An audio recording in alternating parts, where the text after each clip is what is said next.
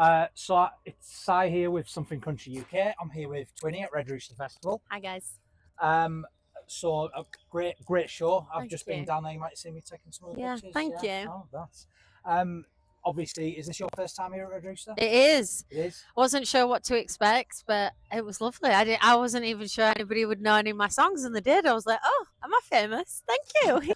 Obviously, you've played shows all over. How does a UK festival crowd compare to like performing over in the States? I think they're just more attentive, and maybe I'm not trying to be biased, but I really feel like the UK fans, because maybe definitely country music has become like so popular over the last 10 years, and I've been doing it a long time now, so I've seen how it's grown.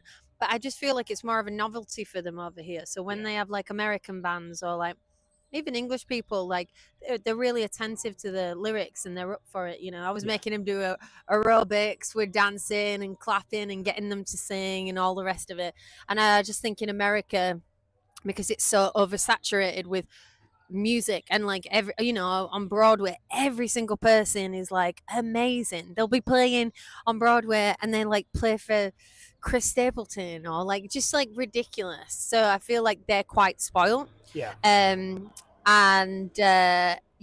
just there to get messed up, boozed up, whereas I feel like they're just more attentive here.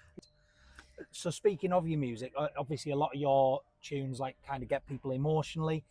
When you sort of sit down to write, do you start usually with something a bit personal, or do you just kind of feel the vibe, or do you have a sort of starting point with that? I feel like I'm a very like visual person, so like I'm very big on concepts. Like my last 2 EPs were Blue Hour, then that changed into an album, Something You Used to Say. My first album was Hollywood Gypsy, with about these like two worlds that were clashing that I grew up in, like being a Romany Gypsy and then my mum's side that were non-travelers.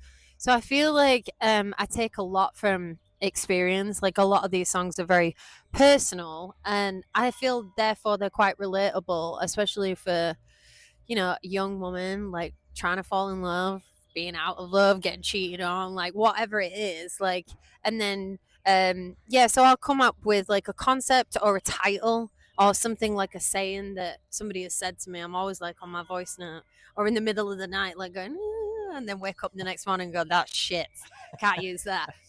But I write a lot by myself, and then I'll take it into like my co-writers, and then we'll figure out the vibe. But this new music is definitely more like country disco. Yeah. Like I feel like the last installment of Something You Used to Say was like my Taylor Swift eras. It was very emotional. It was very real. I wasn't really writing it for any commercial success. I just wrote it because I needed to write it, and then it did well. So I was like, oh, that's kind of cool.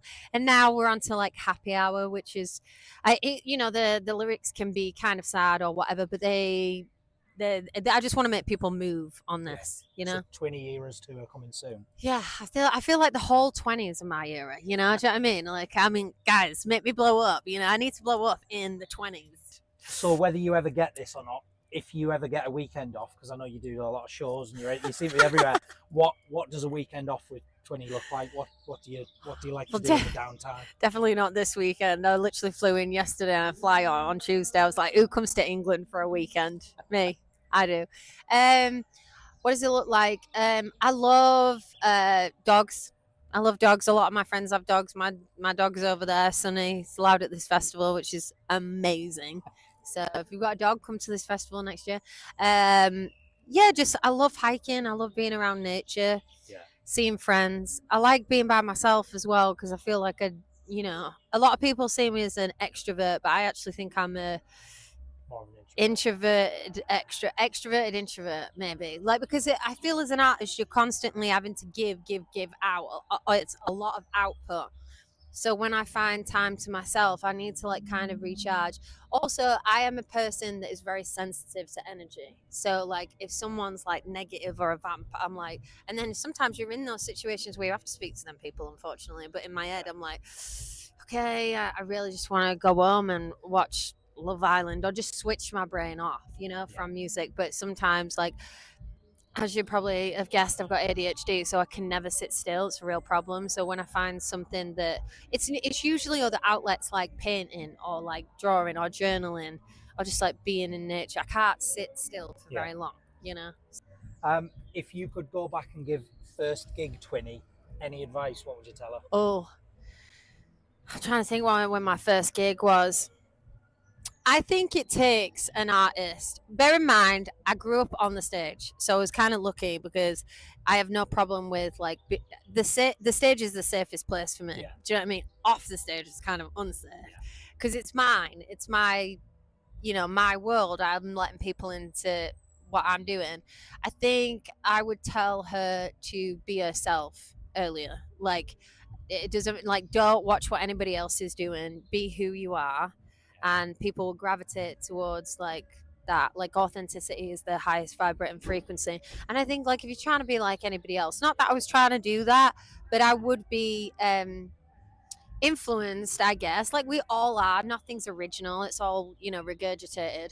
But now when I write a song, I'm like, is this coming from a place of like, is this real? Like, if I feel it, then guaranteed that somebody else is going to feel it. And also, I just feel like it either has to be written if I felt the need for it. And that's the beautiful thing about music. Like, you don't know who you're affecting. And a lady just came up to me and she was like, you don't know how many times I have danced in my kitchen to your song. So I don't know if I'm being played in a home in Suffolk or a home in like Alabama. Do you know what I mean? I just make the music, and it's kind of a unique connection that the listener has with that artist. So it's so nice when you get to play live and see these people and meet these people. You then get validated with that feeling of like, oh yeah, I am doing something right, or someone has connected with it. Do you know what I mean? So I would just say, like, I mean, I've always kind of been myself, really, but I would say just enjoy it. Enjoy the moments. You obviously played a lot of new material out there. What's next for you? Have you got more shows in the UK this year? I've got a new single coming out on the 20th of June, Back to Jack. I've just found out it's going on the Billboard in Times Square in New York, so that's awesome. So please go pre-save it, download it, stream, follow all the places. And then just probably singles until an EP, and then an album later on next year. Oh, we'll definitely get it shared on the page. Thank you. Then. And well, thank you very much for Thank you so much, mate. amazing show. Thank you. Thank you.